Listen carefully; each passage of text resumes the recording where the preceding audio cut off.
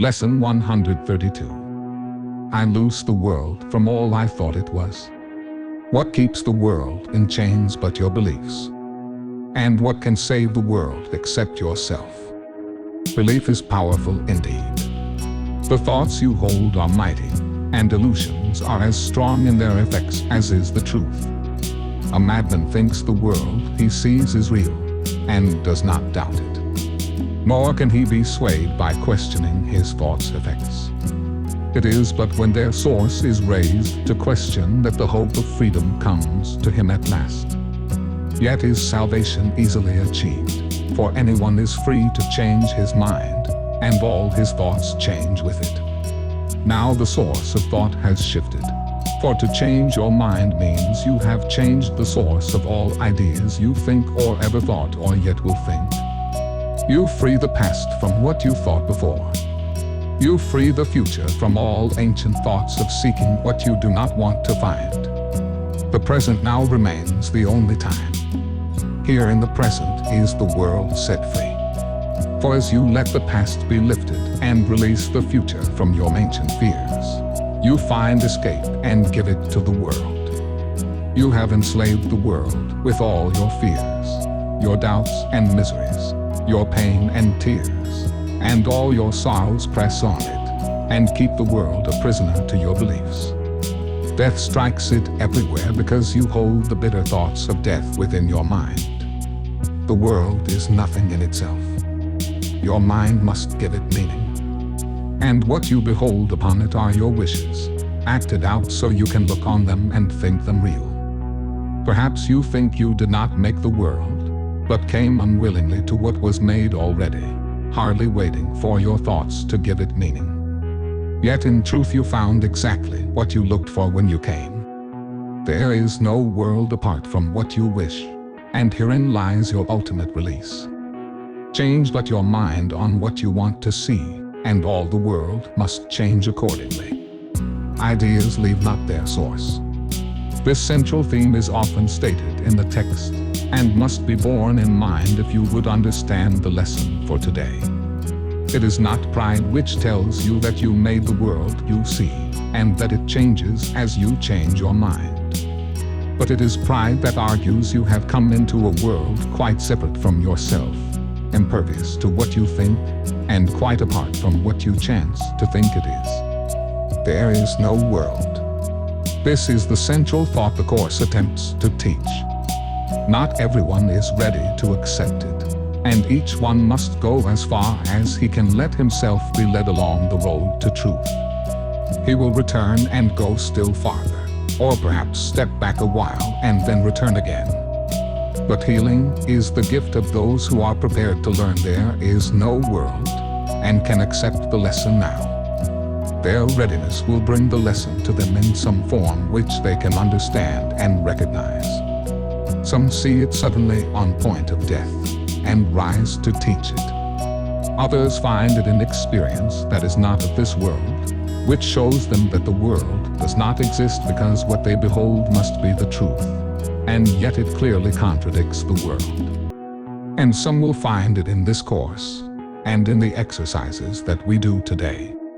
Today's idea is true because the world does not exist. And if it is indeed your own imagining, then you can loose it from all things you ever thought it was by merely changing all the thoughts that gave it these appearances.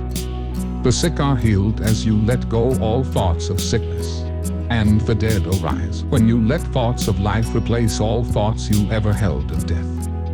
A lesson earlier repeated once must now be stressed again, for it contains the firm foundation for today's idea. You are as God created you. There is no place where you can suffer, and no time that can bring change to your eternal state.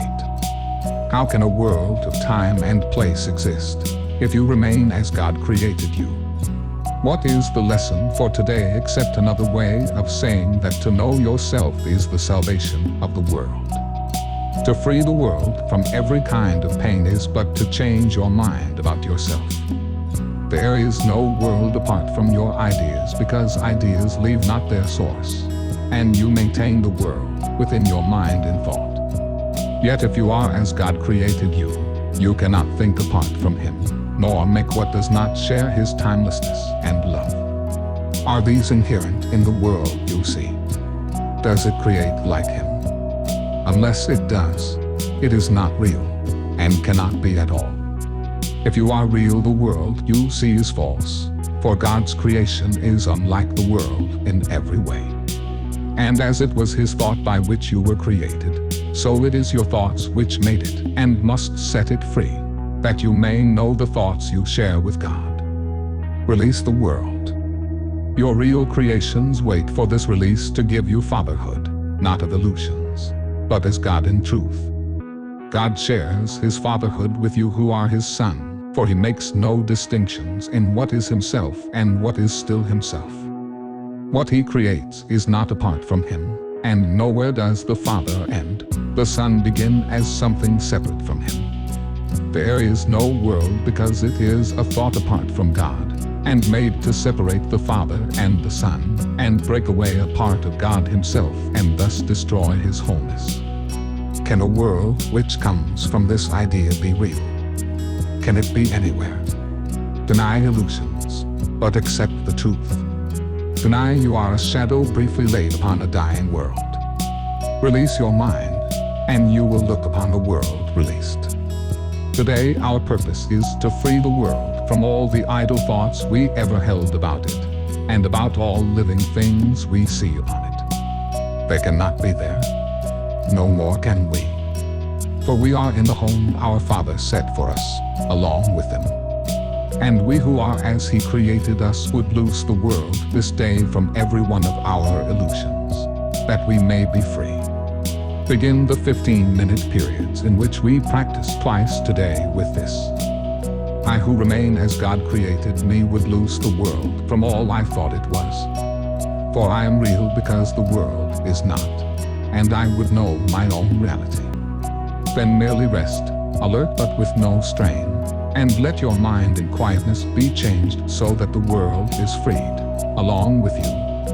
You need not realize that healing comes to many brothers far across the world, as well as to the ones you see nearby, as you send out these thoughts to bless the world. But you will sense your own release, although you may not fully understand as yet that you could never be released alone. Throughout the day, increase the freedom sent through your ideas to all the world, and say whenever you are tempted to deny the power of your simple change of mind, I loose the world from all I thought it was, and choose my own reality instead.